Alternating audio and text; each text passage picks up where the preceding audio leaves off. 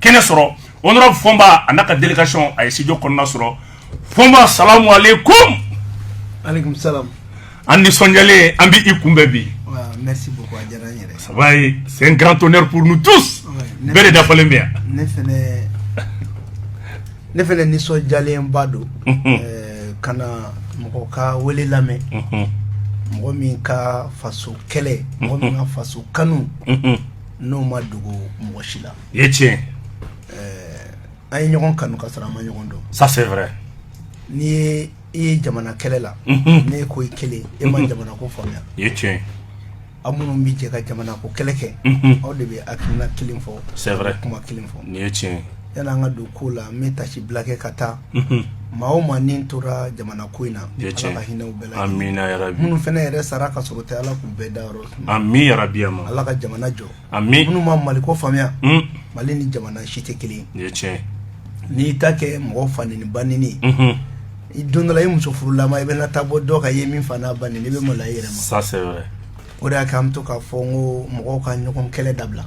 mo ka nyokon ku dabla mais Bouma Ben Bifou. Oui. Ni kene kelinga mais c'est vous ton rafine fou. Oui, États-Unis. Amounier espoir opération espoir tous fama. Tous fama. Aya fo. Moko ko volume mayne. Moko chama ka fo aya fo moko chama ta korodon. Mais ay kuma ba de fo. Kuma mi na kabo aklima.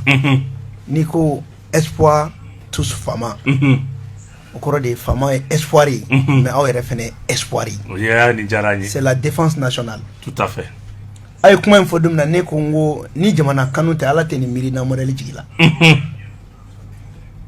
si jodo kan doko ko Fomba ko espoir tous fama ko est-ce que kon tina ke jago sira do ya ke si dot na war soronna ngoni ni rekara war soro sira wore kanyu ene akila t-shirt be san mo mbolo ngo fene wari ni la mi ma imprimer o fene wari ni la anti ga war soronna o demanda wala o fene kata fara mo ko munun te war ni o mi kata shweni nge ça c'est vrai ngo don ni bolo ni war sorola jamana kula o ye here ameka mun nyini bi mo ko baraka ni intelligence ngo me aka espoir aka t-shirt na ja aya firi wa klingili wallahi ba mali million wan kili no ya sati fo nya armenye mais au kuma chamanju kuma chamantola mais ne ben profiter dron ka awfo foli jaranye o ni akina mununta oui opération espoir tous pour fama on yere ba t-shirt tout ça anna daka gele amba san parce que au moins ninkausa anga ta sarasu ka finita ku do dokata delenga yake no fene oui ninkausa ni sarasu finite oui mais ni civilu ka France to sarasu kanuni ni etien donc ni ay bini bebeke mo sarasu yo kodo de ira no don temene ni ko ke sarasu ngi duguri ni etien donc abaka sarasu ya valoriser ni sarasu din abe jani sarasu jamana en bonogola abe jayin wa sarasu te mo shika mo e bere tadu fla fara bamana fala koroboro ka mbe ba nyere soro sarasu ala donc ni ko ko espoir e pour ye mali yere de chiabe do dala donc ne be awfu d'accord merci docteur honorable Fomba ni bebe fima iba belamine ni jara nya kosobe ametanga ni ngali simba folo la amba ka fo fem koni communiquer gouvernement yo ke communiquer na mu na be talike kabiri juin 2021 koko kera kona abebe ta fo na bla okumana mai 2022 là le 2 mai 2022 honorable anya ka fo communiquer be talike bolo nyogoma kera sra chamana abe okumana abebi kan am forla nyogona Fomba aw ye bulongono mai jamana dunga dania bay awka surtout kren ni yalla e mana mum boyda abe mine ala da takofe e bi ni ko ye tugo di yere ka famiyali la bon Bouma Ben oncle ente yere fene bulongono mo yegui bulongono mo akoro de ko ka jamana den ki jo joro la ni e jo jamana den joro la be jamana den ga kuma fo nechi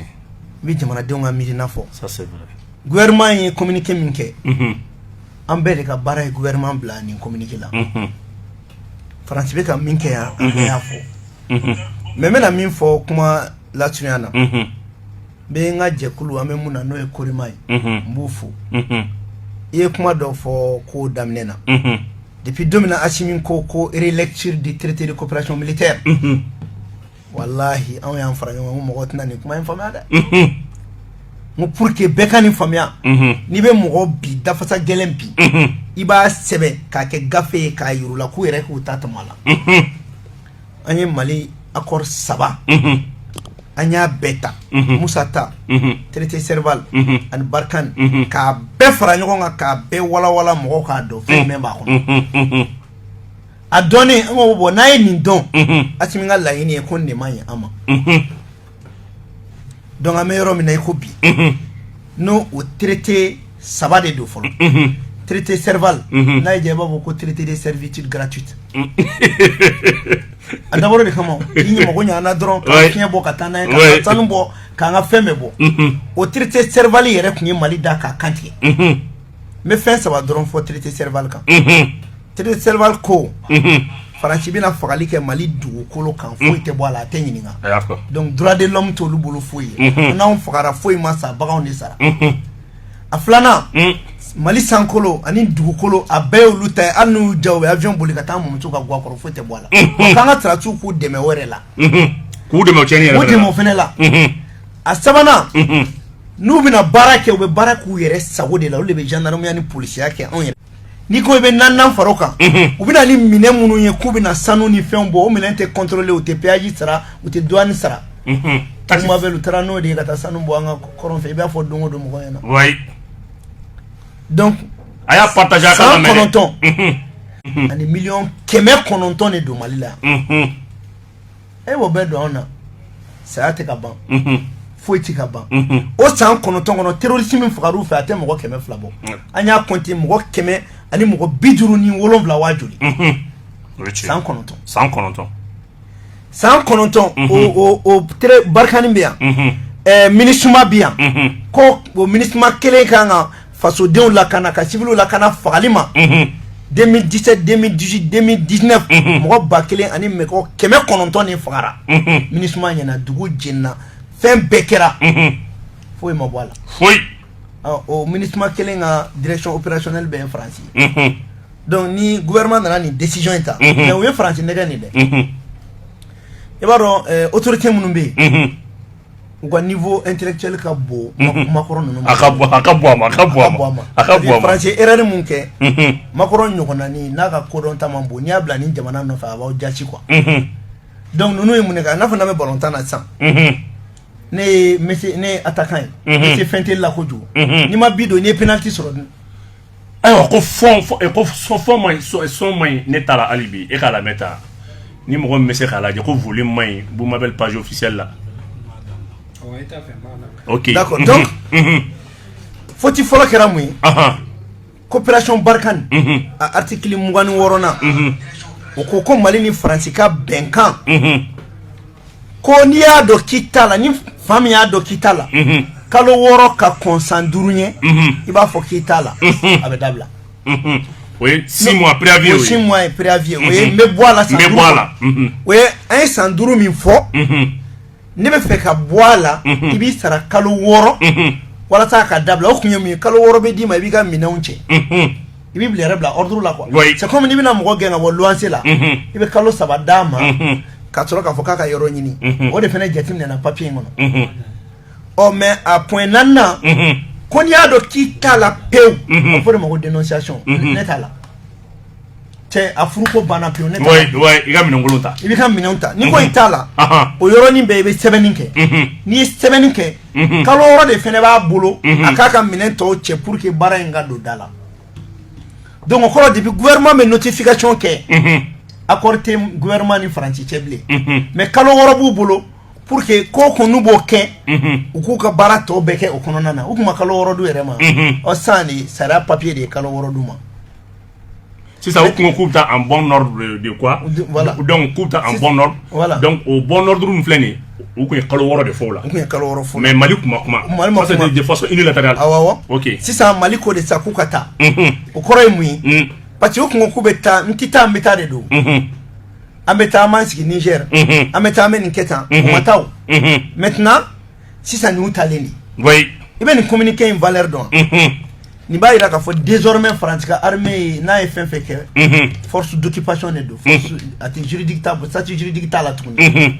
a bɛ kɛ binganikɛla ye a mana avion fɛn fɛn kɛ k'an ka fɛnw survoler a ye suyɛni de kɛ donc o kɔfɛ u ka général dɔ kumana ko Pascal Lani ale ko Barkhane ko yɛrɛ tɛ dɛ ko bɛnkan dɔ de b'olu ni Mali cɛ ko n'a olu ja wagati o wagati k'u bɛ na awɔ ko ten o ye traité Serval de ye o de an b'a fɔ de ma ko goromafima pour que k'o traité Serval fɛnɛ ban i mana traité Barkhane ban o tɛ Serval bannen ye dɛ i bɛ taa Serval ban ni convention de Vienne de parce que Serval nana ni lettre d'échange des présidents ni ɲɔgɔn cɛ donc France y'a bila a ka journal officiel la maintenant pour que an k'o ban convention de Vienne de 1969 o article 60 ko papier o papier n'a bɛ jamana fila ni ɲɔgɔn cɛ ni ban wagati ni ta wagati n'o ma fɔ a la ko jamana dɔ b'a fɔ ko n t'a la o y'a bannen donc Mali y'o de fɛnɛ ta k'a tɛ Serval la donc kuma o kɔnɔna na i bɛna ye k'a fɔ bon mɔgɔ caman b'a fɔ ko Barkhane ta banna n bɛ fɛ k'o kuma in k'a latilen Barkhane ta bi ban kalo 6 o notification b'o kɔnɔ mais Serval le banna pewu Serval le banna pewu wa o Serval le ka jugu fɛnɛ Takuba dun ayi Takuba ye o donna fenêtre fɛ de o ni Barkhane bɛ taa ɲɔgɔn fɛ o Takuba ye autant de Takuba autant de Takuba a bɛ n'a fɔ sisan en mars 2020 kuma min na IBK bɛ fanga la u tun ye kuma da dɔ yɛlɛ Faransi ye k'a bɛ se ka jamana wɛrɛ da don Mali ka kuma na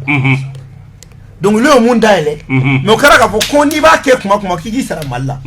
bon o de tiɲɛ fɛ Faransi fɛnɛ nana ni Lettonie jamananin ninnu jamana kirikaranin ninnu Danemark ninnu ka na n'olu ka mɔgɔ damadɔ a bɛɛ ye sanubɔlaw ye ni ci tun tɛ baarakɛlaw ye maintenant k'u m'u da don a la sisan dès lors que ni Barkhane banna o ye Takuba talen de ye o ça c'est vrai statut tɛ Takuba bolo Faransi ka Sénat ani Faransi ka Parlement u ye min voté o ye Barkhane de mais yɛlɛma min donna la o ye papier kɔnɔ an bɛ nin don a la mais papier base ye min voté la de ça c'est vrai donc sisan Barkhane tɛ a n'a ka Takuba a n'a ka parce que n bɛna mun f'i ɲɛna walahi ni Mali kun ma nin kɛ o ye autant kɛtɔ ye k'i sigi Mali la yan nɔ de donc Boumabel fɛn min kɛra baara de daminɛna a kana kan kɔnɔ ko baara ma daminɛ dɛ France gɛn i y'a ka armée bilasira mais ministre min b'i bolo o de ye France fɛnɛ ye o wala docteur Boumabel ministre ka fɛn bɛɛ b'a ka opération kɛ français de don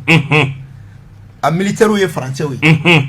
wa ministre y'a fɔ an bɛɛ ɲɛna k'ale ka sécurité kun garantilen de don Barkhane de fɛ a y'a fɔ o Barkhane tɛ yan wa n b'a f'i ɲɛna nɔgɔ t'a la o ministre mɔgɔ kelenw de bɛ ka minnu placer Mali dugukolo la wallahi bilahi ninnu bɛ ka tɔɲɔ min se an ka armée malienne ma bi Ala de b'a dɔn mais cɛni y'a fɔ dɛ u ye kamalen dɔ minɛ ale yɛrɛ ko ten ko MINUSMA de b'olu digi non mini yɛrɛ posé cogo la mais mini o mini bɛ ka da minnu bɛ ka marifa ci u tɛ se ka mini da awɔ attaque min kɛra Mondoro MINUSMA ni Faransi ka complicité de don u ye avion avié de i b'a fɔ ko film bɛ bɔ cogo min na an tun bɛ patrouille kɛ u ka minɛn kelen mun na u y'o de avié ka bin bila da la k'a datugu ka na attaque kɛ marifaw yera mun ye Faransi ka marifa marqué an y'a numéro ye maintenant nin ko bannen don bon aw MINUSMA de nana k'aw bɛ na anw lakana mais aw tɛ ka se ka an lakana an bɛ ka sa aw ɲɛna bon MINUSMA dun fɛnɛ an ka MINUSMA ko in ɲɛfɔ dɛ an ka ɲɛfɔ fɔ n b'a ɲɛfɔ temps b'i bolo MINUSMA fili ta sɛgɛ kɔnɔ ka di yan n'i ye jateminɛ kɛ n'an ko an b'a fɔ a si la MINUSMA ye feerekɛminɛ dɔ de don jagofɛnw de don tɔnɔ tilayɔrɔ dɔ de don n'a mɛnna ko mankan bɛ jamana mun na diɲɛ kɔnɔ dugu bɛ wari min fara ɲɔgɔn kan san kɔnɔ dugu 191 de don bɛ wari min fara ɲɔgɔn kan a bɛ bɛn miliyari 500 de ma o miliyari 500 in n'a fɔra ko mankan bɛ dugu dɔ la o dugu la bɛɛ b'i ta kɛ quoi par exemple Mali ka MINUSMA la carburant min bɛ Mali MINUSMA bolo Faransi ka tɔnɔ bɛ b'o de la u ka opération minnu bɛ kɛ Faransi ka tɔnɔ bɛ b'o la MINUSMA mɔgɔw bɛ dumuni mun kɛ États-Unis ka tɔnɔ b'o la bolfɛn minnu b'u bolo avion ni fɛn minnu loué la Japon ka tɔnɔ b'o la meuble min bɛ dilan o ye Chine ta ye yirimafɛnw yirimafɛnw Allahu akbar o ye Chine ta ye avion bolila o ye Irisilakaw ta ye Irisiw ka tɔnɔ caman t'a la quoi olu ta ye avion boli bon bɛɛ bɛ nin wari de tila i ni ɲɔgɔn cɛ donc u ka ONG fɛnɛ de bɛ balo nin na bon n'u nana nin fɛnɛ na u ka multinationales u b'olu de fɛnɛ u bɛna o dugu la ka jamana wɛrɛ minnu fanga t'olu bolo u b'o jamanaw gɛn ka bɔ yen u ni min bɛ kuma kelen na o bɛ to yen pour que k'o dugu jukɔrɔfɛnw labɔ docteur Segin yɔrɔ kan koyi donc n'i nana jateminɛ MINUSMA bɛ na o waleya de la o de y'a kɛ u taara yɔrɔ yɔrɔ o dugu sanu bɛ bɔ hali fɛn tɛ di olu dugu ma e ma ye MINUSMA de k'i ma k'ale nana Mali la ko force d'interposition qui interposer anw yɛrɛ dama ni ɲɔgɔn cɛ o de kama traité de coopération militaire n delila k'a fɔ dɔ ɲɛna dɔw ko transition tɛ ka accord ko kɛlɛ kɛ nka i t'a fɔ a tigi ɲɛna k'a ka taa kalan kura ye tuguni accord d'Alger banakisɛ de don bana de don mais banakisɛ ye traité de coopération militaire de oui France ka traité de coopération militaire bɛ fɛn saba de protéger a kun bɛ Mali fara fɔlɔ a bɛ rebelle dɛmɛ a bɛ France ka CFA fɛnɛ a b'o protéger ani France ka intérêt ni mɔgɔ min bɛ sigi ale de b'o la sigi président la jamana kɔnɔ donc France Afrique fɛnɛ don oui bon accord d'Alger e ma ye Florence Parly b'a fɔ an ɲɛna ko accord d'Alger ko n'an m'a lawaleya hɛrɛ tɛna Mali kɔnɔ a y'a fɔ parce que a jigi dalen bɛ armée française de kan maintenant armée française talen min filɛ e ɲɛ bɛ Azawadi ko la ayi et puis a kuma yɛrɛ nɔgɔyara o non mais olu yɛrɛ fɛnɛ tun bɛ k'u yɛrɛ ɲini e t'o kalama wallahi bilahi minnu b'a fɔ ko Azawadi a don u tun bɛ k'u yɛrɛ ɲini parce que ko tɔ in tun kɛra ko zonzani ta ye kɔmɔ ye ni kɔmɔ nana zonzani b'i dogo sanu bɛ ka bɔ olu yɛrɛ ɲɛna u t'a y'u ɲɛna e m'a ye depuis transition dayɛlɛ la k'u ka ɲɛmɔgɔw ka don e kuma mɛn bilen yan u ma kuma mais bi Mali ka d'olu yɛrɛ ye ka tɛmɛ tɔw kan parce que o y'a n'aw tun bɛ ka siran parce que ni kɔ tɛmɛ yɔrɔ ci la e bɛ taa min bon o tun b'u kɔ tɛmɛ Faransi min na ni Faransi taara ka ban maliyɛnw bɛ bɛn Faransi de ye Mali problème ye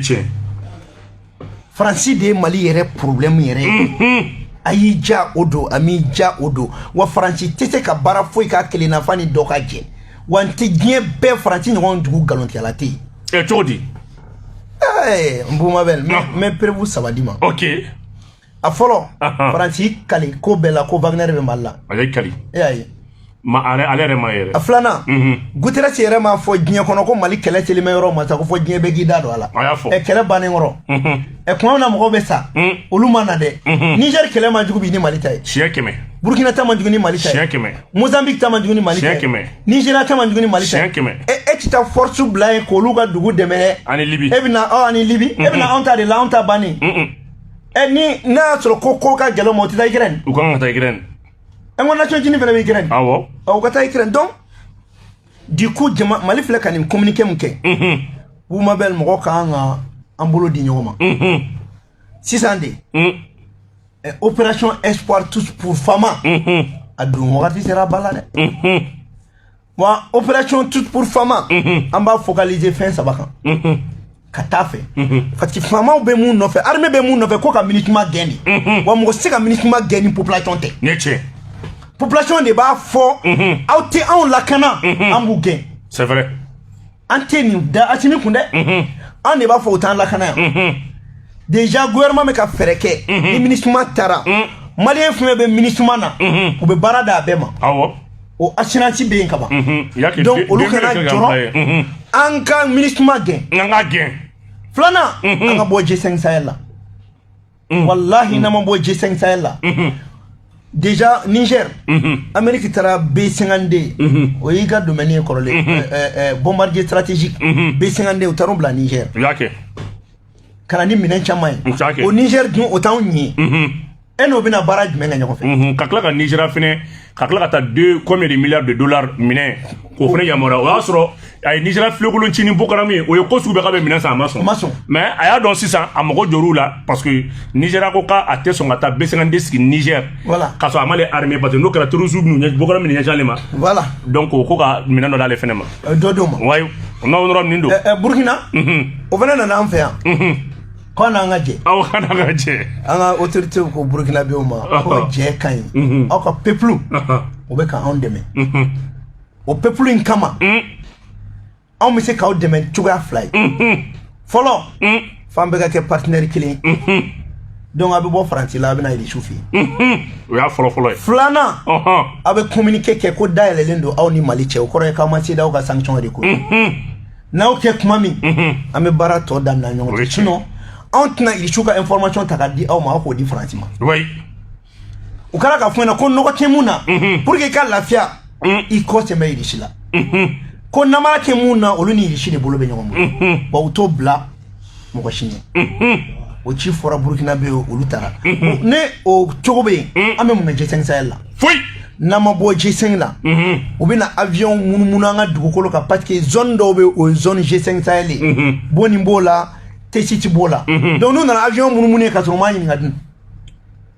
kuma rebola maro foi to la bon Mali be mo nyini G5 kono na ma bo ni zone flying boni nduni awa gosi ça c'est des zones stratégiques donc Mali ka bo pour que ka interdit al Burkina la ote do en folo na yamarate Niger te do na yamarate donc abe bo G5 la mais a sabana mu yebuma be na mo fo dongodo ya nga wari a foma datra girima wallahi no ma nga war créé o koro kanye bode ke sukune ke kaku wallahi kanu ko ka boke ka sukune ke kaku a gela wala c'est-à-dire pour que mo ka sefa ko informer Boumabel Francibé ont servi à avoir de la série D au série D killing Franska affaire ngomi na 600 kosaina chargé des affaires gendarme nedo akume Côte d'Ivoire oui au cas qu'un échoué où il fait nos décisions encore la campagne du Sahel au campagne du Sahel affaire chargé des affaires bena au bara fangele neke ya kilite milliard badé ne kelen do kadama série D la français fa oui pour mo mun manata do aka malla be doduluma nani dinenya mo mi kuma na abe doduluma warin tina bo anga bangla ne mais na be do bangla wolu de be kala ka foko ni mai ou bien ni kai we doublon we a beke ka tia ka to anana afa war valji de babu oui anya akema bo war kele bi yere soro fo terroriste bulu rezobe terroriste te ka dollar dungoy ou te ka euro dungoy ou ba ka français fa de do veni fa ali gauche là-bas mun kera sefa valise fa de yera bon donc tant que français de bete ko war glan adun te ka glan en fait on me bo kele la oh ora de terrorisme soutenu am ko chenbe français ko chente français c'est fa papier contandé papier grand de do avec glan bourse qu'on a de la ba fa de ka duma là aussi na ko phobie do avec la wa so o ya le mako nyana ba voilà et puis mo ma mi fuma ni français wa flag glan français war mi do wa flag glan war la te me drome mo ganga ato rebo wa kelen fene bo chukula donc papier drone do anga papier bo abana afene kanga papier bo anga oduya maintenant ko tina ti yere so terroriste bulu arrête na duya na be do anga bangila avantage mi honorable allez au position financière limke au bedabla parce que français to war bo répond abada avant na eshura a tieni ba alekum bon abi yere ka war d'état ka bara kenoi alna eshura iba ka fo yikungodo bana maintenant ni on fait jetimne vous m'appelle do bena fiena ko Mali ba ka war créer chodi ko sanu me bomi min dorme me malla a dogale tay bi la loi 04051 portant organisation de la défense du territoire au be Mali autorisé banque mondiale kelenga sanction ta FMI kelenga sanction ta CEDEAO kelenga sanction ta yemo kelenga sanction ta Mali fene be nunu nga sanu réquisitionner ka bemene ka bla banque dola ka société do wala kana ko Mali la na jafena société raffinage kanko Musa intenia e waro ko chen kunye aka société di Mali ma emi so da fina na kosa aéroport la awo wallahi ni papier ke ka di Mali ma ko Mali ka ko kemo bidro ni kele Mali ta kale ta bi na ni kononto e uyu baola ne tara ko benya ni ngada se ka soso ha honorable wallahi bila kera ka papier bo ka di abe mulo kaya ka société aya di Mali ma ka nationaliser wari mana ko 51% o Mali ta e sanu mana ko 51% o Mali ta e mbalma ko benna 51% Kankou Moussa raffinage Kankou Moussa oui ala kana se ka dore ke mo be tanu munu sura na o ko da mo te do oui bili wa be se ka certification fene ke ka di malima ha raffinage mo na ke an ka nga tanu ko na bla bangi la garantie soro la ango toy lithium mi ba molo buguni abi se ka garantie ni che lithium bonin fle buguni ali data la abi se ka garantie coton ko be se ka garantie Bouma bel gazi be malla duguta la be tawdeni tawdeni faraw laje fara mana koro a koro to be gazi munumbo o de gazi yere o de kan ya be tawdeni tika fuita la wa beba do wana san kele san flake na ma gazi bo avec fen fu ya mulu donc c'est urgent même ango gazi exploiter 600 ka ke ga mali nafa ama to to ifro donc e tika photo di ko seto jamana yi itisi Bouma bel ne ko ngoni war ko de fene bana aw ka espoir Mali kofé anga ke malien kelen o kelen minute kelen o minute kelen anga tama kelen di gouvernement ma o be dungo do clé kono 14 milliards 400 millions ma afo ante autant kele ka kule dabla kule no ara 14 milliards 400 millions par jour o jole sangono amachani Mali ka budget aka tane chien baki aw ka espoir Fama, wala ma fongo bo à cause de espoir Fama, Fama ko sara be doublé. Clé tanduro armée o be sara. O war fankele, mali opérateur économique munun be. Munun ka dette auditive be. Ambu ka war besara. Wala sa ko se ka war di fantom mo. Awo. Ka kala ka war wera juru do la. Ka kala ka war wera juru do la. Bouma bel ka kala ka munu me journalisme ke amba bo budget la ka 5 milliards kla journalisme ni ñonté pour ko ka mali tafo journaliste kana yi gela ere kono bli ya yi journaliste be kuma fla fo ngima bla connection awo ni be do sa ko kon fo e be ta warba che ki ba di partout ma no dira journalisme ma bi amete ni gela ma wallahi anti cinéma Bouma bel ko la communication est le quatrième pilier de la démocratie ne de ko galondo c'est le premier pilier bo be ga dugutiya Allah kira e kon dobe kuma na dai ay ko ne avec pas kalfa do la maintenant ni kuma imbe ke ngodi communication anga nyon famia mi be da atmie ni fo amani fo communication do fin membe mi te communication mali ka bo mali ka nige ka do marola nge bu mabel ka communication bala shogel ka communication bala ne ka communication bala chek keta ka communication bala Tungara ka communication bala watara ka communication bala et maintenant kunte ka kuma dum avec gelea. Donc, pour dire que, wallahi, même fiena, amesira muka, Francis Gena, nanga war créé, nanyo beke, comme Macron France, kuma seka mwareta Macron. Mais au matari, on fait une forme moyenne. Multinational ou des Macron ta. Élection tout fait, c'est pas vrai. Macron n'a pas été élu, il a été nommé. Multinational ou a imposé. Maintenant, Mali be munga ça. Amba fobo, compte tenu que Macron ta ambonya. Relation diplomatique Mali ni France ci fo ta Macron bo fanga la anta labli o la nga consulat munu be jamana munu ya antérieur ma ngo nga consulat géré mais o la même mon question Mali ndi la diaspora mo ka papier fin be angu be ka papier kunya na bo jona kubla a top ali mi ko ka shitike ka ke sample nga tie ka kai an ka papier do non ma be mo ikungo di oui en rechi mo jele gara en rechi ti awo ka jugement supplétif ke e te ka ko te daga be daga ni yo papier duma ibe malenje la diaspora ibu bla ka ko ba o ke Mali la o be contribuer no ko action amanga jamana jo amugo te France ka warla amugo te FMI tala amugo te jurula mais Mali munu be kofe beki inyindo ala ni mi sara Mali o action medima awo honorable kan donc c'est à dire here alhamdulillah drone be Mali yemi kofe mim ala kan kitmuma wesi ngoy ala kan chu ay madon anti o koni o madon déjà au te militaire akilla au te achimi akilla kuma te shogelma oui shogel era ma foko chen semaine de non retour awo mais Bouma bel ambe mun fuyena no de fo gouvernement yana on ta kofe ne bula sura me kuma mais Bouma bel taw munu la soro aw ni Sékou Toungara awo ani Cheikh Keita o ka selili do créer aw ka kuma u lameli kama aw bɛ kuma o kuma fɔ k'a bɛɛ enregistré u ka seli dɔ sigi u ka baara kɛ aw ka kuma ninnu kan ne ko ninnu bɛ ka min fɔ an bɛ se ka nin kɛ cogo di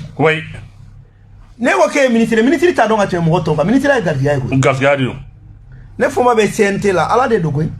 ala latigɛ don sinon ne tɛ fɛn dɔn ka tɛmɛ e kan koyi mɔgɔ caman tɛ CNT kɔnɔ ne tɛ cɛ ye ka tɛmɛ o kan donc n'i bilar'o la i bɛ mɔgɔw lamɛn de i bɛ mɔgɔw lamɛn surtout mɔgɔw sɛbɛ bɛ jamana ko ma panafricains bɛ kuma maliens bɛ kuma jamana wɛrɛ bɛ kuma a bɛ nin bɛɛ de fara ɲɔgɔn kan k'u lamɛn ka mɔgɔ dɔ bila ka synthèse kɛ kuma jumɛn bɛ mɔgɔ ninnu da u ye orientation jumɛn di gouvernement k'a bɛ nin kɛ sa a bɛ fili wa a tɛ fili mais n'a kɛ ko n ye ministre ye ko n b'a dɔn o ye fili de ou bien ne ye député ye ne b'a dɔn i t'a dɔn ni i b'a dɔn i tɛ kɛ ciden ye ça c'est vrai donc o la an b'a fɔ gouvernement ɲɛna malien minnu bɛ ka kuma ka anw bɛɛ lamɛn aw bɛɛ ka kumaw lamɛn u bɛ ka lamɛn dɛ ka dɔ fara kan parce que i b'a dɔn gouvernement bɛ ka baara kɛ cogo min m'o ɲɛfɔ malien ɲɛna ne kumana ni ne kumana mɔgɔ wɛrɛ kumana u b'a to fo bɛɛ ka sɔn n'u y'a ye ko jama sɔnna dɔrɔn u bɛ sin ka décision ta i b'a ye kuma o kuma n'u ye décision ta jama bɛ kɛ u bɛ taa sisan an lafiyara parce que aw fana bɛ ka mun kɛ nin ye aw man ka nin de dabila wariko kuma ne t'a dabila e man ka dabila Segu Tunkara man ka dabila Cheikh Umar Keita man ka dabila mɔgɔ mɔgɔ mana bɔ bɛɛ kan ka wariko kuma in fɔ n'a fɔra k'a fɔ o la u yɛrɛ b'a ko aa jamanaden bɛɛ bɛ nin na dɔn u b'o parce que cogɛl ye kuma min fɔ ko Asimi ko jamanadenw ka laɲini k'a b'o de kɛ ko ani ka justice kɛ ani ka musow ka jɔyɔrɔw d'u ma jamanadenw ka laɲini kɔni tɛ CEDEAO ko ye bi an ka laɲini tɛ UEMOA ko ye an ka laɲini tɛ MINUSMA ko ye an ka laɲini tɛ G5 Sahel ko ye donc maintenant an bɛ bɔ en tout cas gouvernement bɛ fo mais n bɛ peuple malien de fɔlɔ fo an b'an ka karamɔgɔw fo Mali Ouattara ninnu ni Koyita ninnu bɛɛ ka Segukaw fo ka Kitakaw fo ka bɛɛ lajɛlen fo parce que min ye tubabu sɔrɔ sisan olu bɛ science politique de dɔn k'u sigi dɔrɔn ka jateminɛ mathématiquement n'a ye nin kɛ nin bɛ wolo nin na mais an bɛ science métaphysique de dɔn n'anw ka moriw ye kɔlɔsi ta dɔrɔn olu hakilila ko min kan ka kɛ o bɛ kala kunkolo kan n'an ka mɔgɔkɔrɔbaw ye u kale ko fo n'a y'a sɔrɔ ne ma faden to dun Mali ka bɔ nin na o bɛ yɛlɛma ko ne e tɛ se k'o fɔ tɔw tɛ se k'o fɔ donc o de bɛ ka an dɛmɛ o de la ne b'a fɔ ni transition in ɲɛna Asimi tɛ dɛ Fɔnba tɛ Choguel tɛ mais maliyɛnw de don maliyɛn bɛɛ de don c'est pour cela n b'a fɔ mɔgɔw ɲɛna transition militaire transition civile ka bɔ a kɔnɔ transition ye transition de ye transition sigilen bɛ jɛkulu 3 de kan président gouvernement CNT n'a ɲɛna a ɲɛna bɛɛ n'a tiɲɛna ko a tiɲɛna ko ne y'a fɔ nkalon don dɛ i b'a la ayiwa honorable Fɔnba o fɛsɛfɛsɛra kosɛbɛ an y'o faamu fo k'o bɔgɔrɔ dɔn an bɛ fɛ k'a dɔn e kun ye kuma dɔ fɔ n'o ye k'a fɔ ko ka fɛn min ye kɔgɔji sama ka na bɛ tɛmɛ ni kangaba tɛ de o kuma ala y'a kɛ dɔw y'o kɛ ɲɔgɔnlɛnbɔ ye ka dunun ni bala ta k'o fɔli daminɛ ka kɛ lankari ka ni lagosi ka ye honorable Fɔnba an ye ɲinini kɛ kɔfɛ anw ye jaabi dɔ sɔrɔ mais maa tɛ se ka kule ni kasikaran na tɛmɛ digi ka tɛmɛ a yɛrɛ kan kɔnɔden n'a bɛ kasikaran bɛ ladigi a yɛrɛ de b'a kasikaran digi kuma cɛ ka ɲi kumatigi da e ka dalɔ ye jumɛn de ye ko in na Boumabel don min na ne bɛ nin kuma in fɔ n y'a fɔ n ka bɛna ni kɔgɔji ye n kɛra k'a fɔ a kuma kɔfɛ n ko nin tɛ ne ka fɛn ɲininen dɛ n ko nin bɛ yen depuis ne ma kuma fɔ parce que adamaden ni Ala ye kalan d'i ma mɔgɔw ka fɛn ɲinini i kana k'i yɛrɛ ta ye depuis Soni Albert nin ko in bɛ sen na Soni Albert kɔfɛ tubabu nana première guerre mondiale la u ye nin yɔrɔ in jateminɛ ka projet kɛ k'a ban pewu Soni Albert fana kɔfɛ an dontɔ indépendance la u tun y'a projet yɛrɛ bin pewu c'est à dire option 2 de tun b'a la yala u b'a kɛ kɔgɔji ye wa ou bien u b'a kɛ baji ye n'i y'a kɛ kɔgɔji ye o nafa ye bateau kɔni bɛ na yɔrɔw la bateau bɛ tɛmɛ Mali ni dɔwɛrɛ cɛ mais a kɔgɔjilama kun nafa bɛ kɛ mun ye i b'a ta ka taa fo Algérie wala a bɛ taa bila fo Algérie la maintenant au kɔfɛ an bɛ sira dɔ bɔ pour que ala ni Mauritanie cɛ a bɛ ka kɛ connexion kelen o la kɔgɔji fankelen kun bɛ tali kɛ Laginɛ la kɔgɔji tankelen kun bɛ tali kɛ Sénégal la ka Saint-Louis la ka na Abidedi yɔrɔ ninnu na ka na Kayi kɔnɔna na o de kama hali n'i taara sini Abidedi port fluvial dɔ daminɛna yen Sénégalais Malien Mali Abidedi n'i taara Abidedi port dɔ fɛngɛ bɛ yen nɔ maintenant u nana jateminɛ kɛ Moro Keita kɛlen k'a fɔ k'a bɛna franc malien créer tubabuw ye a gɛrɛntɛ Moro Keita kan na a kɛra ten Moro Keita kun jigi dalen bɛ de ale kun tɛna kɛ kɔgɔji ye dɛ mais ale kun b'a kɛ baji de ka baji bɔ Laginɛ kankan fɛ yɔrɔ y'a sɔrɔ déjà kankan bâtonnier kun bɛ na Bamakɔ kɔnɔ brigade territoriale bɛ yɔrɔ min na awɔ gendarmerie bɛ yɔrɔ min na wala anw yɛrɛ kun bɛ taa ko yen nɔ kankan bâtonnier ne y'a ye ɲɛna o waati y'a sɔrɔ terrain sira dɔ bɛ bɔ kana terrain gari kun bɛ na don fo kankan bâtonnier yɔrɔ la terrain kun bɛ na minɛnw ta ka taa o sira kelen fɛ bi ko tɛ nin ko ye koyi kankan bâtonnier min n'a jɔra parce que an ye baji to yen de an y'a mɔgɔ bɔ a la o de ye kankan bâtonnier jɔ donc projet in bɛna ni mun ye n'i ko i b'a bajilama fɛ i b'a dingɛ sen ka daragage kɛ ka drainage kɛ n'i y'o kɛ d'abord i bɛ tɔnɔ 3 de sɔrɔ daragage ni drainage kɛtɔ sanu lahawla sanu de bɛ dugu jukɔrɔ i b'o sanu min bɔ i ni société dɔ bɛ contrat kɛ n'a ye sanu bɔ sanu in an b'a feere e ma e b'o wari di jamana ma o yɛrɛ gansan mais an bɛ wari min don a la o b'o compenser ni ye tiɲɛ Mali compagnie minnu bɛ yen primature bɛɛ bɛ ɲin don a la Mali opérateur économique de bɛ na n'u ka minɛnw ye charrue ni fɛn bɛɛ b'i da don a la maintenant bɛlɛ minnu ni fɛn minnu bɛ bɔ a kɔnɔ o bɛ ko a koyɔrɔ la donc n'a ye nin sen ka bɔ kankan a bɛ na fɔ Bamakɔ n'a nana Bamakɔ port fluvial bɛ kɛ yen o port fluvial bateau minnu bɛ na n'a ye a fɔra o bateau ma ko barge voilà bateau belebelebaw tɛ ten minnu yanga ka bon i b'a fɔ ko fɛngɛ mais a barge lamaw de don fɛnw bɛ kɛ a kɔnɔna na n'i ye o port fluvial kelen créer il y a 2 milliards 500 millions de sɔrɔ par jour. Il y a 100 000 emplois directs créés. 170 000 emplois indirects il faut créer. Il y a port fluvial créé, il y a tout là port sec créé. Port sec est port stratégique de ale bɛ créer ka taa minɛnw bila yen a bɛ kɛ entrepôt de ye a ka essence bɛ mara yen a ka fɛn bɛɛ bɛ kɛ yen an bɛ yɔrɔ min na sa crise kɔnɔ n'a y'a sɔrɔ ko kun b'an bolo tuma min na diɲɛ bɛɛ bɛ ka kule i b'a sɔrɔ essence b'an bolo fɛn bɛɛ b'an bolo an mago tɛ se foyi ma ça c'est vrai bon a projet dun na fɛnɛ o 7 de kun bɛ créer port fluvial bɛ créer Bamakɔ i bɛ t'o ɲɔgɔnna fɛnɛ créer Mopti donc basira min bɛ Sutiba ka taa se Kulukoro ma i b'a fara bɛɛ ci i mago tɛ hali ka 3e pont wuli i b'a ci ka se hauteur dɔ la bateau bɛ se ka taa hauteur min na n'i y'a ci ka kɛnɛ wara tant que kɛnɛ waralen don ji de bɛ na ji bɛ na awɔ n'o ji nana o bɛ taa i bɛ port kɛ Mopti il y a un port sec de Kadiolo à 350-250 km. Oui, de Mopti. Oui. Ça me donne sur là. Oui, il me développer kata. Il fait me développer kata. Il y a quelqu'un qui a là-bas gao. Donc port ça va par jour 2 milliards 500 millions par jour. Au Siroma ça va ouais joli. Voilà 4000 emplois il créer, il y a 1 800 000 emplois de créer directement. Il y a 8 milliards sera par jour peut-être. Au Kerefé, il y a Terresira de faire un gland. Même bon Mali là directement faut tomber tout faut gao.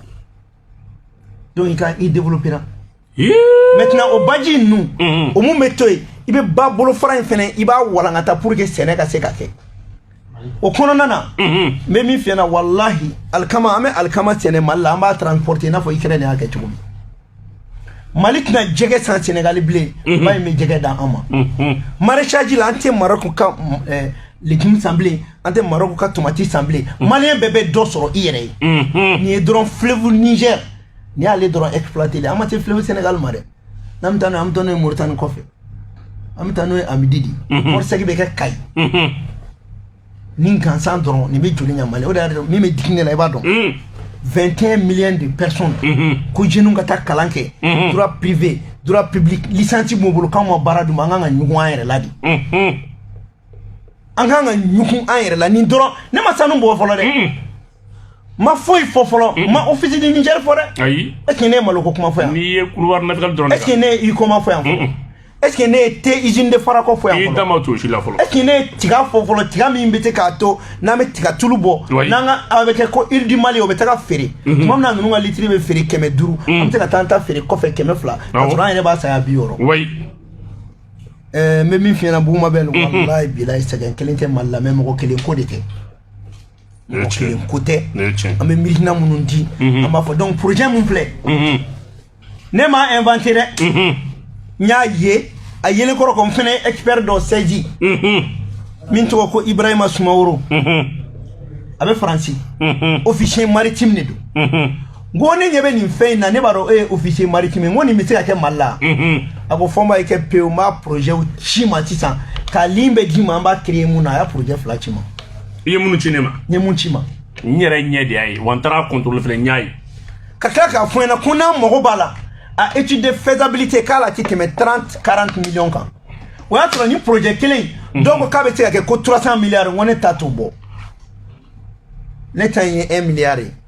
mais sanu minnu bɛ bɔ a dingɛ kɔnɔ o bɛ min lase Mali ma o fana ka bon ni mun tɛ nin voilà un peu l'histoire parce que n'i ko sisan ko kɔgɔji bɛ na mɔgɔw ye mun ye a b'u kɔnɔ ko ye nkalon ye ko ye bluff de kɛ dɔw yɛrɛ ko ye bezi de kɛ mais a bajilama yɛrɛ da ka d'an na ni kɔgɔji mais ni kɔgɔji fana don an b'a kɛ kɔgɔji ye o fana ka teli n'a bɛɛ ye mais est-ce que Mali bɛ yɔrɔ min na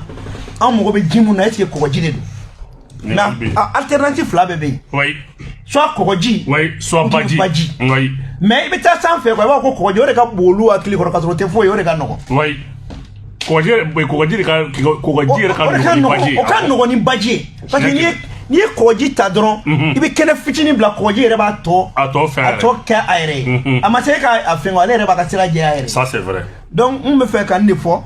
vraiment ne yɛrɛ ye ɲinini k'a kan ne ye ɲinini k'a kan i fana ye mun fana y'a la fana bɛ ne ta dɔw dafa ne taara ne yɛrɛ ye ɲinini k'a kan ka taa projet dalen lajɛ ka tila Mali politicien dɔ y'i den fɛnɛ k'a projet ta ka Alassane Dramane Ouattara wele o kɛra le 25 mars Alassane Dramane Ouattara wele ko n'a sɔrɔ u bɛ se ka jɛ ka projet kɛ o kɛra yɔrɔ min na i ni min kumara Faransi u y'o wele u y'o wele dɔrɔn ne yɛrɛ fɛnɛ ye kibaruya sɔrɔ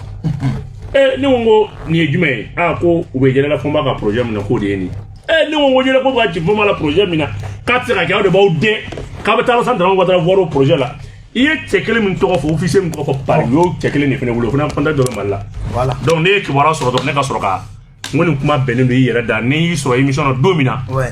ne kɔni ne y'a seereya ne taara lajɛ n b'a dɔn ko fɛn dɔ de haute vallée a bɛ yen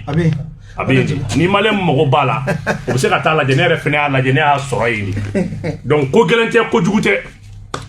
awa honorable Fɔnba n b'a dɔn welelikɛlaw kɔngɔmanen don kosɛbɛ an bɛ nɛgɛjuru sira la bila 20 72 97 72 arajo ye arajo dakan ye fiɲɛ turukala ye 96.3 jɔjan fiɲɛ suru maa welele honorable Fɔnba ye CNT membre y'ale ye ale yɛrɛ fɛnɛ i b'a ye k'a fɔ fɛn min ye bɛrɛbɛrɛtɔn o yɛrɛ dankan fɔlɔ o tɛ de premier vice président don an b'a ye k'a fɔ honorable Fɔnba an bɛ se k'a fɔ bi maliyɛnw ka tare ni kunnawolo don n'i y'a wele yɔrɔ yɔrɔ i bɛ a bɛ kuma min daminɛ ka bɛ kuma laban a b'o tɔɔrɔ laban allo an bɛ maa fɔlɔ ta tɔgɔ ni jamu ka wuli ka bɔ min salamu bandi ko bɛ cogo di a ka ɲi salamu ok bisimila a tulo b'i la a diyara n ye a tɛ kɛ n baasi ye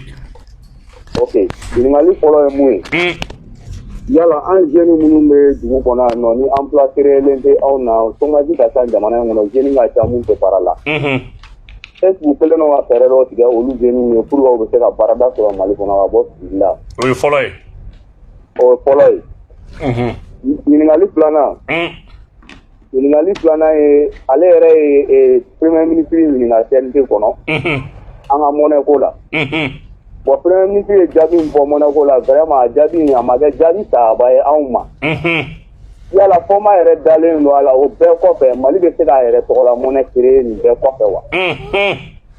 voilà ne ye ɲininkali fila ye n bɛna mun kɛ n ko a la ok donc ka bɔ kuma la salam merci Ame maoreta 20 72 97 72 radio Dakar femi émission ay nanka fo grand débat politique mi menyana ma fa denga na balma ka bu mabel jawara juma ne kanya tan ani woro kata bla ne kanya tan ani shikina karo kari ok ame makelenta allo anula ne din ça va awa ne banche afande de no ok comment vi bolo ne ba ma émission ko aduna mo ko ko ajaranye yama tammi sen ko mala wala wala kare le mare landa ko ni jera sangi après ça ça va en fait anya karima ne ko gambal na kay ni no na o do ban kalma mu be ni mu le bi na la sona ma bi jabi et ta ba bon so intenta no aka doni ne ko oyoron na re ok ah merci anda di bana re merci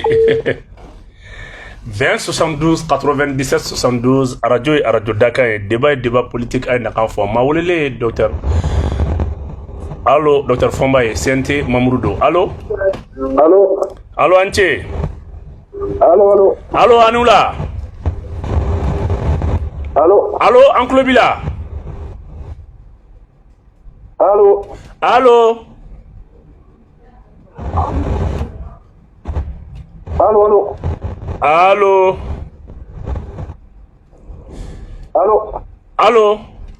aywa ame gasige di maorema akele ko e kuma retour tale bolo yoro kaja 20 72 97 72 20 72 97 72 allo Batite. awa niche Awa. mba Makan gajolo kaba kati malbugu de la wa. ok makan kuma bi bolo Okay. Iba po mayana. naklo bila Tadi ni re foma kuma de me kala je. Tadi mo mi do. I hagiri ga zita ka kuma ko me bo famba do ko me mo tira yoro ni famo ame yoro na bi ko. Na tara ni fe. Ugana ka tiya te gamu wallahi. na la sonama Parce que malien te bara yɛrɛ de fɛ quoi malien te bara yɛrɛ de fɛ ni ye kuma n'i ye projet bɔ ka bi sa bɛɛ bɛ kule ba ko ko ti se ka kɛ o baarakɛbaliya si ne donc a ye ne diɲɛ fɛn bɛɛ te fɛn fɛn kɛ malien ala muso don quoi parce que an tɛ baara fɛ na la sonama voilà a bɛ n ka foli fɔ ma ɲɛna ko ala ka jɔ ala kan kɛ baara fɛ a kulo bila ni baraji wallahi an bɛ to k'a lamɛn très bien wallahi wayi hakilina min b'ale la ne nin bɛ bɛɛ la an ka deni kalo damadɔ a ye san dɛmɛ n ko n bɛ min ɲɛfina a ma cɛ ni an k'a dɛmɛ dɔrɔn merci an bɛ maa laban ta 20 72 97 72 an bɛ maa laban ta o kumana o bɛ kɛ ka a ko kun cɛ ale taara 20 72 97 72 page minnu bɛ yan Cap Plus Mali Cap Mali Plus ale bɛ yan Blue Mobile page officielle ale bɛ yan Musabugu 24 ale bɛ yan allo ayi bɛ yan madame Imata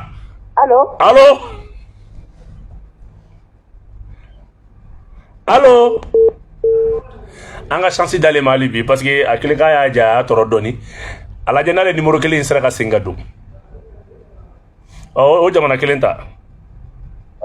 allo Anula allo Inula amba allo an kulo bila bon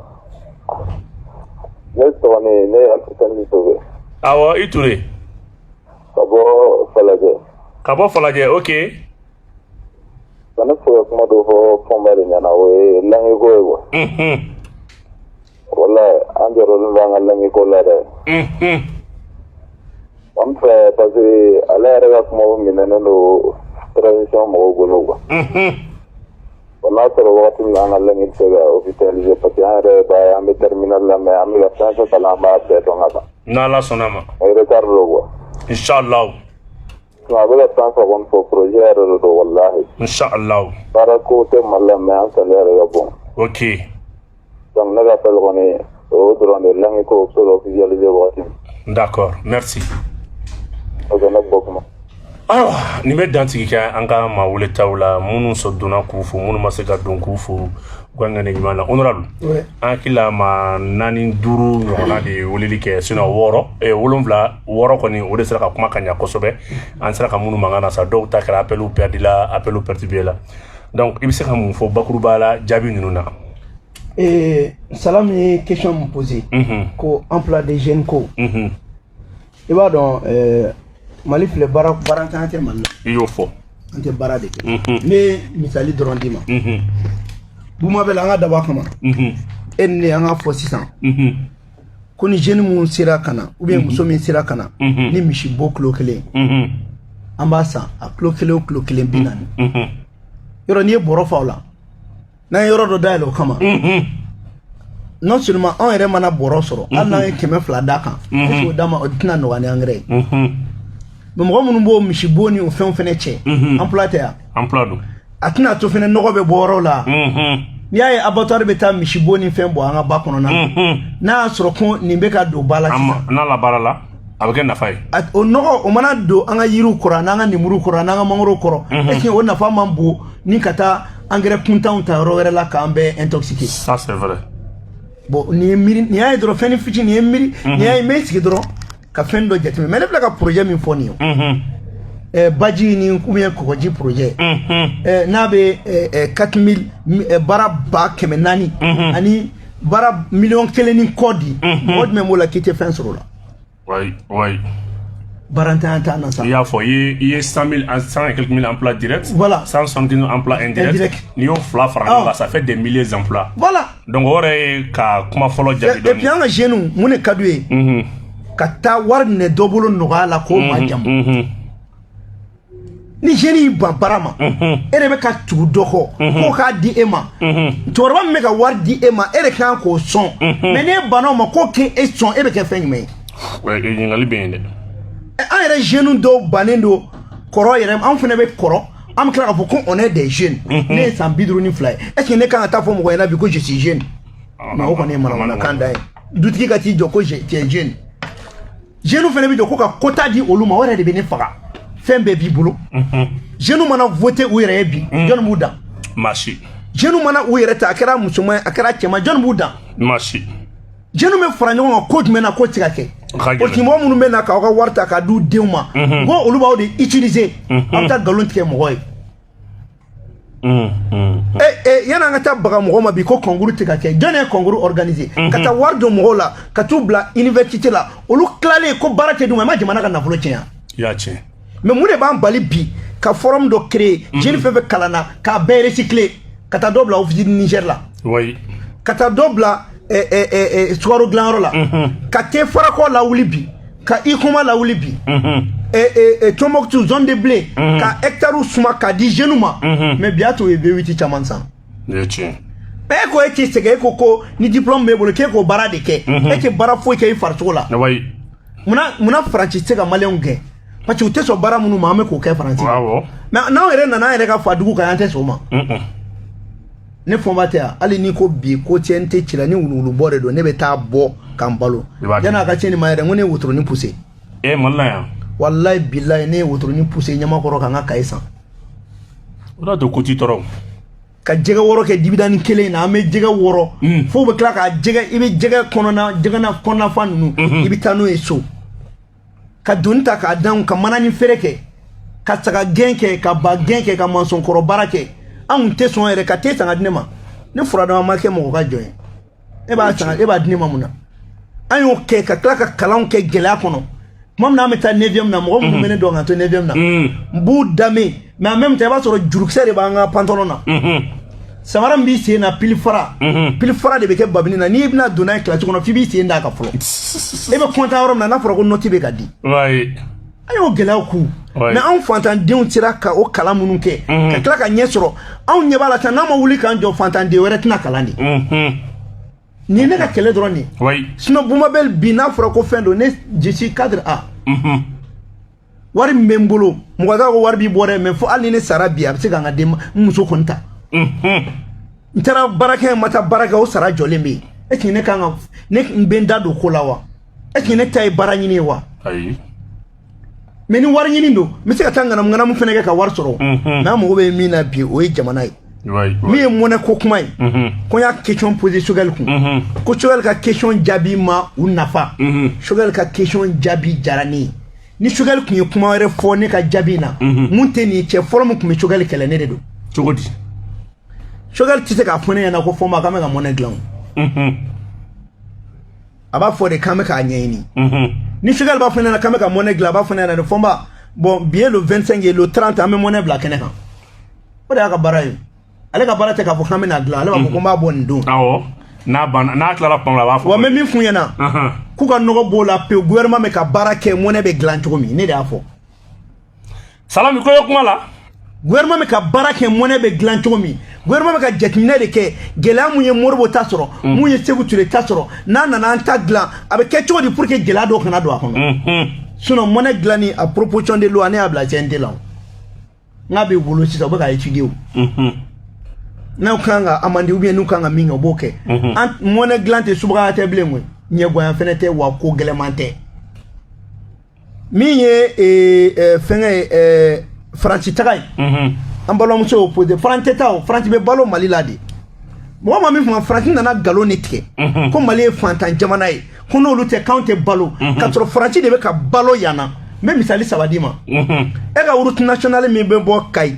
Bamakɔ ka taa Kayi a don o don tuma min na a bɛ 12 la a tun bɛ miliyari 4 de ladon a miliyari 4 na Faransi ta tun b'a la ka bɔ yan ka taa Kayi ka bɔ ka taa Kayi u ye wari u y'an dɛmɛ ka sira o sira jɔ u ka wari b'a la hali sini Kuluba wari o dɔ bɛ ka sara o ye o wari min bɛ d'u ma u b'o wari dɔw de ta k'a kɛ ka maliyɛn dɔw sara pour que olu ka Faransi miliyɔn dɛmɛ donc a kana bila kunna ni Faransi bɔra Mali la o ye Faransi ko bannen Mali ka wari min bɛ ka mara Faransi bɛ ka balo o de la o de y'a tun b'a fɔ ɲɛna Faransi ni Mali ka kɛlɛ question de survie de don ni ne ma to Mali la n ta tiɲɛna donc n'u Mali tɛ u ta de tiɲɛna ni Mali tɛ Faransi dɔrɔn tɛ dɛ n bɛna fɛn min f'i ɲɛna si c'est pas le Mali diɲɛ tɛ bilen vous m'appelez diɲɛ bɛ ka tourner Mali de da la cogo di Ukraine kɛlɛ banna o banna bassin de Taoudeni c'est la dernière réserve du monde a ɲɔgɔn tɛ diɲɛ bɛɛ bassin de Taoudeni bɛ bɔ Mauritanie a bɛ tɛmɛ Mali kɔnɔna la wari min bɛ a ka ca ni Arabie Saoudite ta ye o bassin de Taoudeni a ka bon ni Texas ye Union européenne deux tiers a ka bon ni o ye bon diɲɛ kɔnɔ yɔrɔ bɛɛ y'i ka sɔrɔ exploité Mali de ta ma exploité fɔ pétrole bɛ a ma exploité sanu bɛ o ma exploité gazi bɛ a ma exploité hydrogène bɛ a ma exploité lithium bɛ a ma exploité phosphate bɛ a ma exploité o caman de bɛ Mali la bɛɛ y'i ta bɔ ka ban yɔrɔ min ta ma bɔ bɛɛ bɛna Mali de da la sisan o de kama kɛlɛ bɛ Irisiw ni États-Unis de cɛ Mali ko la Guterres bɛ ka États-Unis ka baara de kɛ parce que français don Irisiw fɛnɛ sigilen don i b'a fɔ ko waraba wakili sigilen don u bɛ ka lajɛ u bɛ manamanakan fɛn fɛn la cɛ o cɛ ye ta kɛ Mali kan u bɛ taa bi u bɛ goni k'i kan u y'a fɔ bɛɛ na dɛ u y'a fɔ bɛɛ ko kuma min ka d'a ye a y'a fɔ Mali ma fɛn min ka d'a a y'a kɛ mais n'a ye cɛ min telen Mali ma o kɔrɔ ye k'i nana Irisiw de kɔrɔbɔ o de kama autorités fɛnɛ kan ka Irisiw lafiya parce que Irisiw ka baara ye mun ye i ka dugu kuma olu t'o f'i place la mais n'i ka cɛyakan fɔ i bɛ se k'i tɛmɛ olu la Irisiw ye feu vert d'an ma k'an ka don olu ka bloc la an k'an ka monnaie créer o la Faransiw ka juru banna juru bɛ ale b'a kɛ fu ye a b'a bɛɛ sara u y'a fɔ pas bɛɛ sara foyi tɛ k'an kan na mɔgɔ bɛ fɛn ɲini ka tɛmɛ o kan donc il faut que autorités fɛnɛ ka courage ta o taabolo kelen min b'an bolo o ye o de ye min ko maliyɛn tɛ baara kɛ o kɔni a ye kuma a ye tiɲɛ de fɔ ka ban baara man d'an ye baara man d'an ye sinon an bɛ se ka baara kɛ siɲɛ 2 tile kɔnɔ baara man d'an ye parce que tɛ wuli dɔrɔn de ka d'an ye Boumabel bilayi ni ne ka Mali président bi me Pemi Mali datugu wallahi Pemi Mali m'a datugu en tout cas so kɔni tɛ boli Faransi n'a so bɛ boli n b'a boli Mali la yan an b'a wari dun Mali la yan Pemi wari u bɛ k'an ka wari cɛ ka taa di Faransi ma u bɛ ka min kɛ a tɛ nafa lase Mali ma Mali ka wari de bɛ ka bɔ ka taa di Faransi ma Pemi Mali n'a ye so boli ni miliyɔn 100 sɔrɔla miliyɔn 50 bɛ cɛ ka taa di Faransi awɔ tiɲɛ don dɛ a tun miliyɔn 50 miliyɔn 20 o ye gouvernement ta ye miliyɔn 20 o bɛ tila sobolilaw ni ɲɔgɔn cɛ miliyɔn 10 ye Pemi Mali ta ye e bɛ taa miliyɔn 100 di e yɛrɛ ta ye miliyɔn 20 ye cogo di et puis o wari tilancɛ a b'o ta ka t'o di jamana wɛrɛ la mais mun na an tɛ soboli organiser Mali la yan mun na an t'a soboli kɛ an yɛrɛ k'a gagner n'an sɔnna k'a soboli kɛ yan d'accord mais ka wari cɛ ka taa di jamana wɛrɛ ma diɲɛ kɔnɔ moi je suis un nationaliste ne ka dɔrɔmɛ tɛ bɔ ka taa mɔgɔ ci fɛ yen et so b'an bolo a ye so boli kɛ su b'an kun tɛ yan dagabana so yɛrɛ loterie ba kun tɛ yan kɛlɛmasa ka so boli yan an yɛrɛ ka so billet ta yan ni min ma y'a so billet ta kɔ i k'a ta n'i b'a wari sɔrɔ a bɛ sɔrɔ Mali la ni gouvernement yɛrɛ y'a kɛ sisan ni 100 000 sɔrɔla ale ta ye 50 000 ye 50 000 bɛ tila so bolilaw ni ɲɔgɔn cɛ baara ma ban a banna o tɛ dɔ fara so bolilaw ka sɔrɔ kan parieur yɛrɛ gafe bɛ ko hali o fɛnɛ la o fɛnɛ ye wari sɔrɔ cogo nɔgɔman ye Orange Mali filɛ a bɛ ka transaction min kɛ plus de 2000 milliards par an gouvernement tɛ foyi sɔrɔ a la i tɛ taxini dɔ bɔ o kan dɔrɔn Orange Money kɔni mais au bɛɛ to yen Boumabel frais d'entretien routier sur chaque litre 35 francs de bɛ di gouvernement ma ko entretien routier litre de carburant maintenant an ka b'o la kɛ an ka kɛ 75 francs ou bien 65 francs jamana tɔw b'a kɛ cogo min mais an ka vignette ko dabila n'i ye vignette dabila i bɛ nin wari min sɔrɔ a bɛ nafa ɲɛ ye ni vignette tali ye mais i bɛ immatriculation kɛ pour que a ka dɔn mɔgɔw ka fɛnw kana tunu i bɛ se ka vignette bin ka bɔ maliyɛnw kan mais k'a rattraper carburant min bɛ don Mali kan c'est à dire n ko i b'a kɔrɔbɔ quartier kɔnɔ an bɛɛ tɛ quartier kɔnɔ du o du an b'a fɔ an ka 200 sara kalo kalo ne ye exemple ta Ɲamakɔrɔ du kan à peu près du 450 kalo kɔnɔ o ye joli 450 multiplié par 1000 o tɛ 4 500 000 ye san kɔnɔ o ye joli n'olu y'o gansan ta ka to k'u ka kareninw dilan jini bɛ bɔ yɔrɔ min na k'o datugu a dɔrɔmɛ 1 kana taa mairie la est-ce que quartier bɛ k'i yɛrɛ développer yan et puis Kanɛrɛ famille yɛrɛ nana o de kama mais n ko tɛ baara de kɛ Kanɛrɛ famille yɛrɛ kɔrɔ de ye nin ye filɛ ka nin min fɔ nin voilà ka guwatigiw recenser k'a dɔn k'a fɔ guwatigi bɛɛ mana nin di nin lafiya fɛnɛ bɛ na voilà o 200 n'i y'o sara k'o fara ɲɔgɔn kan jeunes minnu b'o kɔnɔ n'olu bɛ a lajɛ ni maa dunan min nana ko ka t'o ɲɛfɔ i bɛ se k'olu sara kalo 30,000 brigade de vigilance k'o sigi i bɛ se ka jeune 20 40 ta par quartier ka wari bɔ nin wari kelen in na a bɛ mun tiɲɛ ni mɔgɔ quartier bɛ ta ten Modibo Keyita yɛrɛ miliciens yɛrɛ entretenu ten mais ne ko nin ka gɛlɛn ko wari b'an bolo maintenant n'i y'o ta o tɛ o ye maintenant sisan n'i y'o ta e k'a ta dɔrɔn an ka taxi fɛnɛ ta taxi local ou bien taxi foncier so o so n'a jɔra n so de bɛ ka fiɲɛ minɛ so bɛ pollution de créer donc n'i ka étage ye 2 ye ni 200 bɛ sara e bɛ 400 sara donc c'est très simple maintenant mun ye langue ye n'an m'an ka kan don ba la o kɔrɔ an y'an yɛrɛ ta tiɲɛ de o kuma ma se fɔ yɛrɛ la kan donni ba la o bɛ baara yɛrɛ de di mɔgɔ ma dɔw b'a fɔ ko kan donni ba la k'o t'a ɲɛnabɔ e bɛ se ka baara kɛ wali kan kan k'e ka kɛ fɛn yan ka gɛlɛn ɲɛ tɛ faransi la yɔrɔ bɛ faransɛ fɔ anw fɛ yan mais diɲɛ forum ba fan o fan faransi bɛ taa anglais de fɔ u yɛrɛ ka kan u t'a fɔ e ka fɔ chinois den ma k'a ka faransɛ fɔ i b'a faga a b'o kɔrɔ dɔn ni faransɛ fɔ mais an b'an jija o kan de la k'an yɛrɛ ka kan bila an b'an ka kan de don ba la o kan min n'an y'o don ba la o de bɛ fusaya an ma kosɛbɛ o de b'a to an bɛ ɲɔgɔn ka kumakan mɛn o de b'a to fɛn caman bɛ an tɛ mɔgɔ wɛrɛ bila o la an b'o ɲɛdɔn an ni ɲɔgɔn cɛ donc kan ko in tɛ dɔwɛrɛ nɔfɛ ni constitution kura nana dɔrɔn a bɛ don a kɔnɔ sinon normalement charte yɛrɛ révisé len u kɛlen ko k'u sɛmɛ assise nationale la normalement Assimi kan ka kuma bamanankan na CNT kan ka baara kɛ bamanankan na foyi t'an jagoya bilen an ka tubabukan dɔrɔn fɔ bamanankan in bɛ assise kɔnɔ bamanankan bɛ assise ko k'a kɛ ko ka bamanankan don ba la ko officialiser les langues nationales dans les forats dans les grands forats assemblée ye fora de ye président ka kuma fɛnɛ y'a dama kɛnɛba dɔ de ye kɛnɛba normalement an bɛ yɔrɔ min na sisan CNT kɔnɔ an kan ka bamanankan fɔ foyi t'a la foroba kumakɛyɔrɔ bɛɛ la foroba bɛ kuma yɔrɔ o yɔrɔ ko ka bamanankan don ba la n'a ma ɲɛ an ye charte yɛlɛma ka charte sɛmɛ assise nationale de refondation na donc o kumakanw o wajibiyali kan ka kɛ an bolo jagoya ye donc nin y'a nɔgɔyalen ye ayiwa an bɛ o kumana dɔgɔtɔrɔ an bɛ foli kan kuma kuncɛ kuma d'i ma kulu sera san ma sa an b'a ye k'a fɔ nin kɔni kɛra nisɔndiya belebele kuma bɛɛ walawalala wariko kuma o kanko kuma o kumana fɛn min ye communiqué ye o ka taa bila adamadenya yɛrɛ jɔsenw baara jumɛn cogo min na baji samaw ka na ni kɔgɔjiw nafa min bɛ se ka sɔrɔ baarabaw a bɛɛ kɔni walawalala nin de ye debiteya ye n'a fɔra i ma ko fasodenw ka wasaden kɔrɔ ye mun ye kuma minnu bɛ yen ka taa ɲɛɲini kɛ ka na vraiment an bɛ kuma kuncɛ kuma d'i ma Boumabel n bɛ kuma kuncɛ ni mun ye n bɛ fɛ bɛɛ k'a faamuya ne yɛrɛ bɛ commission santé mun na assurance maladie universelle an b'a fɔ bɛɛ na ni minnu ma taa u tɔgɔ sɛbɛn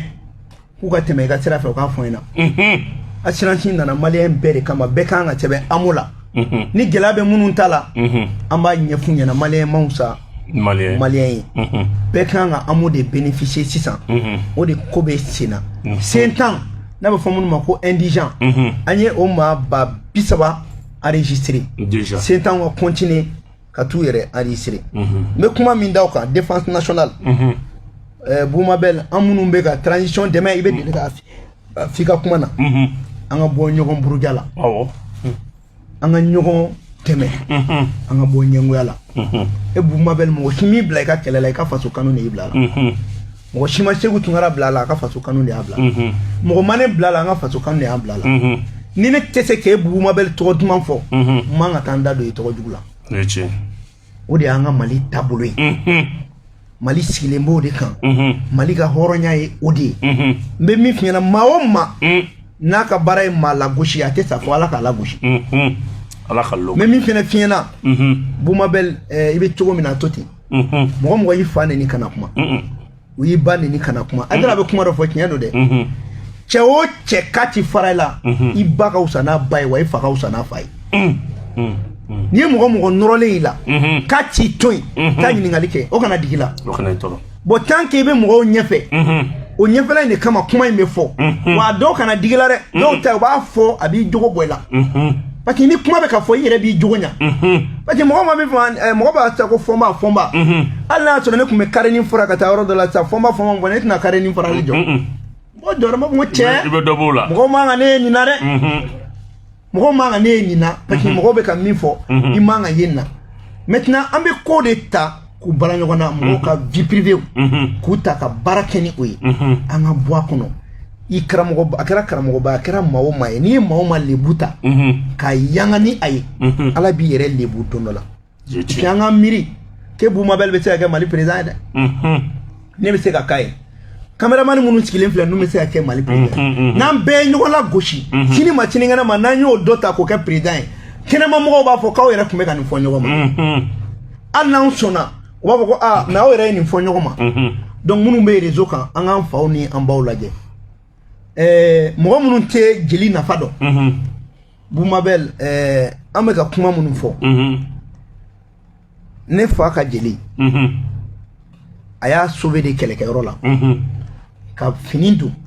k'a sauver ka bɔ kɛlɛkɛyɔrɔ la mɔgɔ caman bɛ ne kɛlɛ la o tɛ ne dɔn u ka taa ɲininkali kɛ 1963 Amadou Diko ninnu minɛlen ani Kasim ni fɛngɛ u mɔgɔ 3 embuscade mun dara u ɲɛ k'u bɛna u faga mun y'u bɔ embuscade la ne fa de don a seere bɛ Kamisogo ye a bɛ Faransi bi kisɛ kun t'olu don olu kun tɛ faden to dun donc o y'o kɛlɛ kɛ o don pour que Moribo tɔgɔ kana tiɲɛ donc ni mɔgɔ ye Moribo Keyita défend bi yɔrɔ anw don dɛ anw bɛ kɛlɛ mun na an fa y'a bila yɔrɔ min na an bɛ k'a ta yen n bɛ min fɔ mɔgɔ ɲɛna an ka ɲɔgɔn to yen ni Mali n'i y'a mɛn Mali jeliw de don jeli tɔgɔ de ye ko ɲamakala ɲamakala kɔrɔ de ye ko yeelen anw hɔrɔnw anw de hɔrɔnya yɛrɛ tɛ anw bamananw parce que jeli fɛnɛ ye hɔrɔn de jeliya fɛnɛ bɛ sɔrɔ hɔrɔnya kɔnɔ c'est à dire anw ye lalumaw ye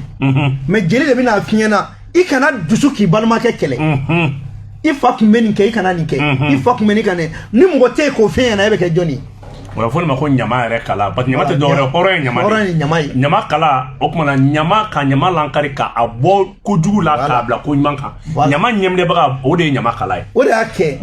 an ka jeliw an ka ɲamakalaw an b'u fo an b'a ɲini u fɛ halisa u ka to ka bɔ k'an fɔ an yɛrɛ ɲɛna u kana taa zo majamu u kana taa fana majamu mais u ka mɔgɔ minnu ye kobaw kɛ u ka to k'a fɔ pour que dusu ka don dɔw la k'a kɛ donc Boumabel n b'i fo vraiment a diyara n ye mɔgɔ bɛ an b'u bɛɛ lajɛlen fo diyara n ye a y'an bilasira hadamaden tɔgɔ ko filifɛn ne fɔ ma tilennen tɛ ne ma ci ye Boumabel ma ci i ka jogo ɲuman i ka jogo jugu ne yɛrɛ ka jogo ɲuman ne ka jogo jugu maintenant an bɛ jamana de lajɛ n'an bɛ ko kɛ a nafa ye jumɛn ye jamana ma an k'o lajɛ an kana don ɲɔgɔn ɲɛngoya la e ka hɛrɛ ni ne y'a ye ne k'an ye dɛmɛ k'a lasi ma de mais man ka i bala la donc an ka kɛ jamana fɛ n ye fɛn 3 min fɔ i ka jamana n'i y'a dɔn i b'a kanu n'i y'a kanu i b'a dɛmɛ donc n bɛ foli kɛ ka aw bɛɛ lajɛlen fo ala ka don yɛrɛ yirana ala k'an bɛɛ lajɛlen kisi ala ka jamana in kisi ala ka jɔli se k'an ye ala ka fanga d'a ma ala ka n'an lebu ala ka n'an kɔrɔbɔ ala ka sijan ni kɛnɛya d'a ma a bɛ to bɛ na salala mamadu Salim an b'a fɔ honorable Fɔnba ka o kumana i fo k'i waliɲuman dɔ Dante fana Bamakɔ suguba kɔnɔ o kumana ka taa bila fo ka taa